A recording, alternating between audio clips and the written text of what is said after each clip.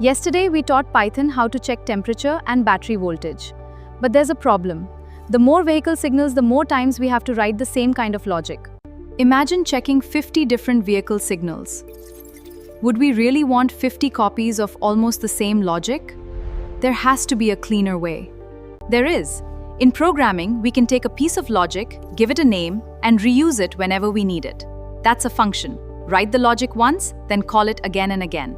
Think of a function like a small engineering component. It receives an input, processes it using logic we've written once, and returns an output. The important part is that the logic is now reusable. Let's convert yesterday's temperature logic into a function. Instead of rewriting the conditions every time, redefine check_temperature, give it a temperature, and let it return the status. One function, 3 different inputs, 3 different decisions. And we didn't duplicate the logic even once. Now we can create separate, reusable components for different vehicle signals. Temperature gets one function, battery voltage gets another, speed gets another. Each function has one clear responsibility. But sometimes the logic is so small that creating a full function feels unnecessary.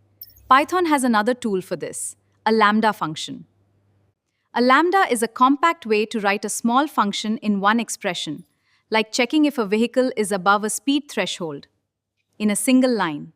But sometimes the logic is so small that creating a full function feels unnecessary.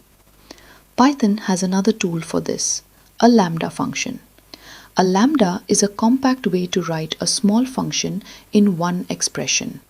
For example, if we only need to check whether a vehicle is above a speed threshold, we can write that logic in one line.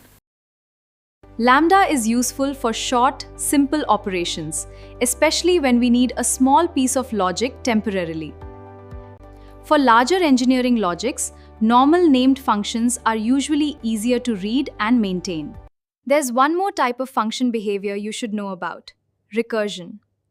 Recursion is when a function calls itself. That might sound strange, but it becomes useful when a problem naturally contains smaller versions of the same problem. For example, imagine an engineering system organized as vehicle, ECU, subsystem, and signal groups, layers within layers. A recursive function processes one level, then calls itself for the next. The critical rule: recursion always needs a stopping condition. There's one more type of function behavior you should know about: recursion.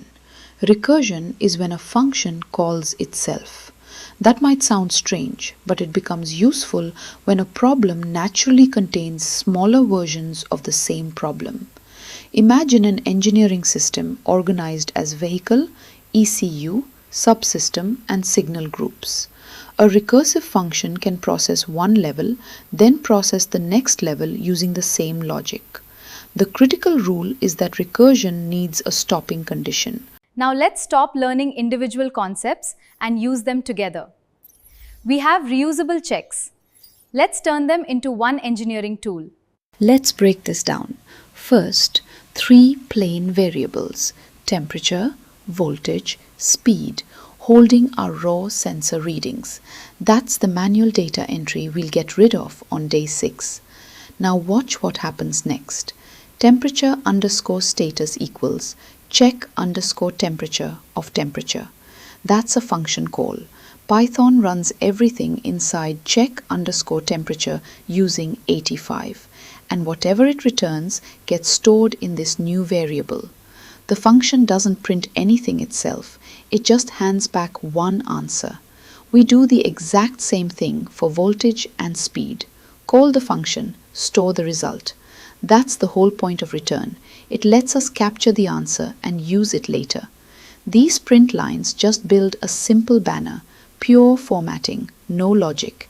And these 3 lines here use F strings. The F before the quotes tells Python to look inside the curly braces and substitute the variable's real value. So, temperature : curly braces, temperature_status becomes temperature : normal once Python fills it in. 3 independent functions each did their own small job. This build step is barely any logic at all. It's just reading their answers back out. Now let's turn those three answers into one engineering decision. Notice the if condition is split across several lines inside parentheses. That's purely for readability. Python treats it as one single condition either way. Each line asks a question. Is temperature underscore status equal to normal? Double equals means we're comparing, not assigning. It gives back true or false.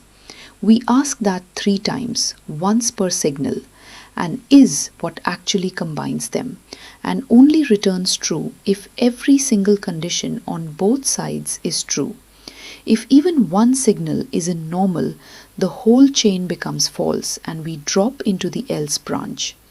That mirrors how a real inspection works. One failed check is enough to flag the whole vehicle. Only one of these 2 branches ever runs. Overall underscore status becomes healthy or it becomes check. Never both, never neither. And now watch our actual numbers. Temperature came back normal, but battery and speed both came back warning. Since AND needs all 3 to be normal and 2 of them aren't, we fall to else and get check, exactly matching real-world behavior. One problem is enough to flag the vehicle, even if everything else looks fine. But there's still one big problem. We're manually typing the vehicle data into Python. That's fine for learning. But real automation doesn't wait for an engineer to type every signal into a script. So where should the data come from? We've spent 5 days building the pieces.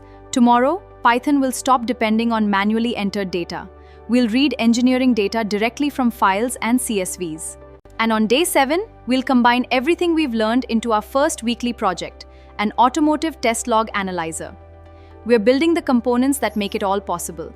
If this helped, subscribe to our channel. It's free. Share it with someone who needs it. Code's in the description. See you tomorrow.